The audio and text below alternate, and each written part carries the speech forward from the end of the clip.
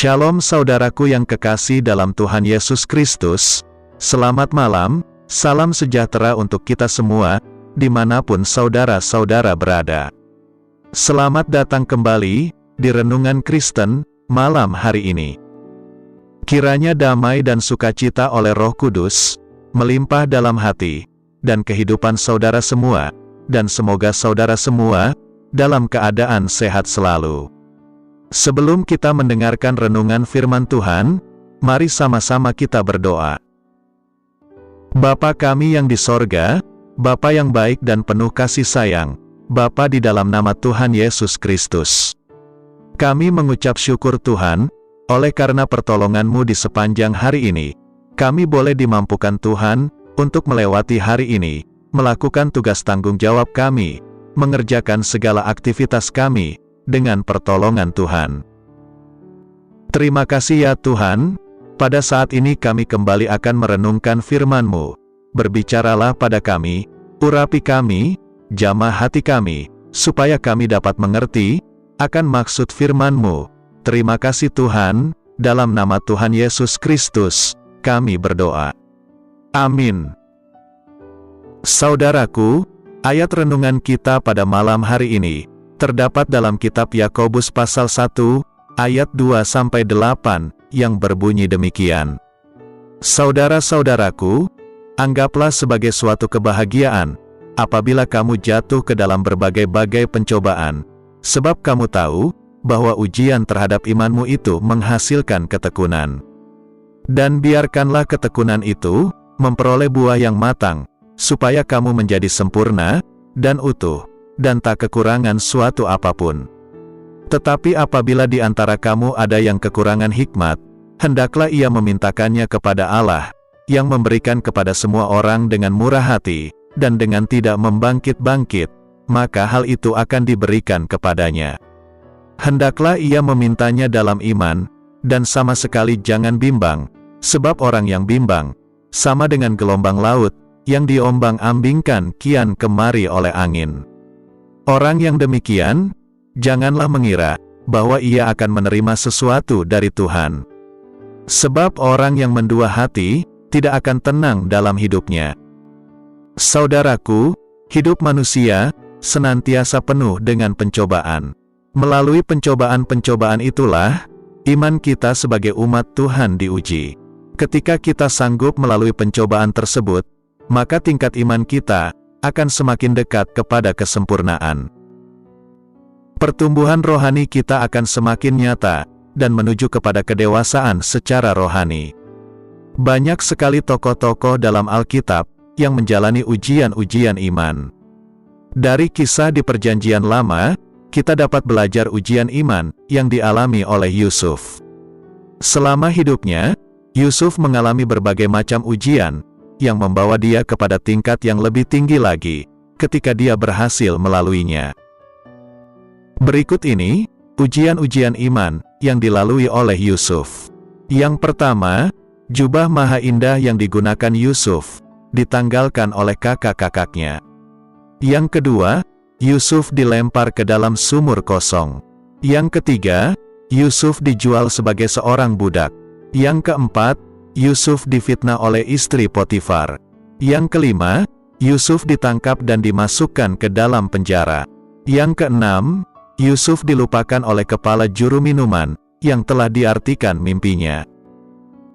Yusuf melalui masa-masa ujiannya, selama kurang lebih 13 tahun, sejak dari mimpinya, sampai kepada pengangkatan dirinya, sebagai penguasa Mesir nomor 2, setelah Fir'aun.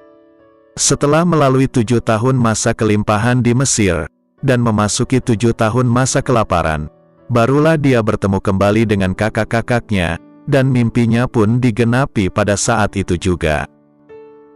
Yusuf menjadi seseorang yang sangat matang, setelah bertahun-tahun melalui ujian demi ujian.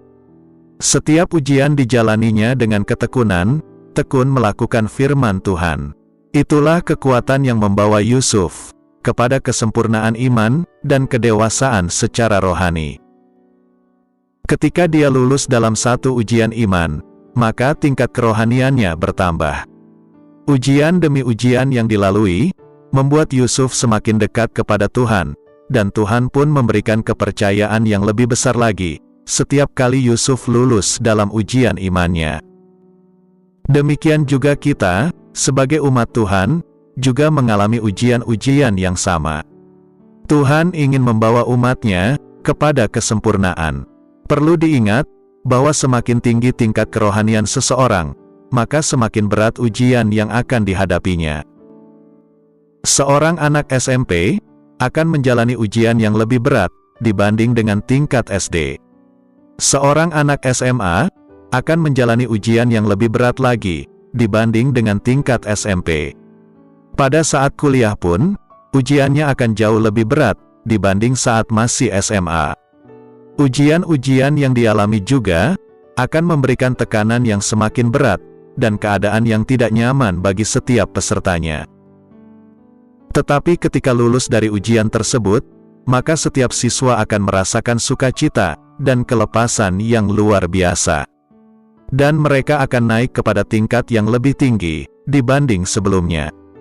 Setiap masalah dan pencobaan yang datang ke dalam hidup kita bukanlah terjadi begitu saja. Semuanya datang dengan seizin Tuhan. Dan Tuhan ingin membawa kita, langkah demi langkah, menuju kepada kesempurnaan hidup. Dalam kitab Ibrani pasal 12, ayat 1 dan 2, berkata demikian. Karena kita mempunyai banyak saksi, bagaikan awan yang mengelilingi kita, marilah kita menanggalkan semua beban dan dosa yang begitu merintangi kita, dan berlomba dengan tekun dalam perlombaan yang diwajibkan bagi kita. Marilah kita melakukannya dengan mata yang tertuju kepada Yesus, yang memimpin kita dalam iman, dan yang membawa iman kita itu kepada kesempurnaan, yang dengan mengabaikan kehinaan, tekun memikul salib, ganti sukacita yang disediakan bagi Dia, yang sekarang duduk di sebelah kanan tahta Allah. Dan yang terakhir, dalam kitab Efesus pasal 4, ayat 13, mengatakan demikian.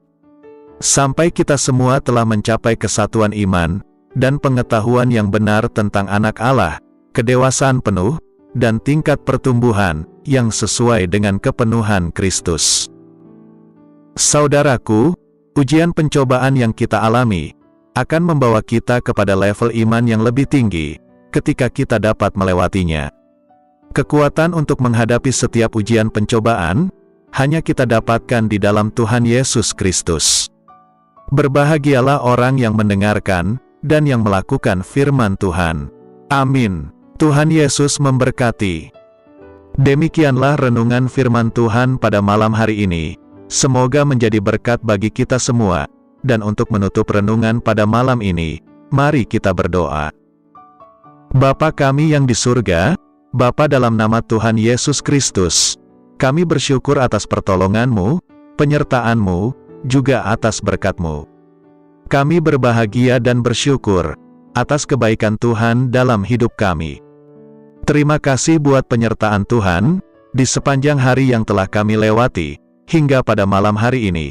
Kami boleh bersyukur lagi di hadapan Tuhan, melalui doa dan renungan pada malam hari ini. Terima kasih buat firman-Mu pada hari ini ya Tuhan.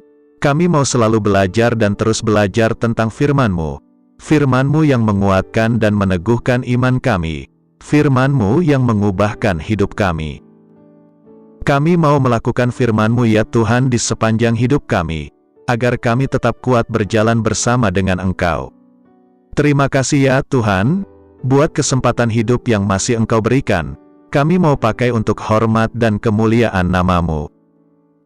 Kiranya Engkau terus memberkati kehidupan kami, keluarga kami, sanak saudara kami, daerah tempat tinggal kami, bangsa dan negara kami, pemerintah-pemerintah kami, biarlah semuanya dalam perlindungan-Mu ya Tuhan, dan jadilah sesuai kehendak-Mu yang terbaik dalam kehidupan kami. Ya Tuhan, hamba berdoa buat saudara-saudaraku, yang sudah mendengarkan renungan hari ini, yang saat ini sedang mengalami sakit penyakit, pergumulan masalah, kebutuhan ekonomi, kiranya Engkau jamah, sembuhkan dan pulihkan, berkati perekonomian mereka, serta berikan jalan keluar, di setiap pergumulan masalah yang mereka sedang hadapi. Dan ajarlah kami ya Tuhan, untuk selalu berharap dan percaya sepenuhnya kepada Tuhan Yesus. Pada malam hari ini ya Tuhan, kami akan beristirahat dalam tidur kami. Kiranya Engkau sertai dan lindungi kami di sepanjang malam ini, sehingga kami boleh bangun besok pagi, dengan tubuh yang sehat, kuat, serta diberkati Tuhan. Terima kasih Tuhan, inilah yang menjadi doa dan permohonan kami. Dalam nama Tuhan Yesus, kami berdoa. Amin.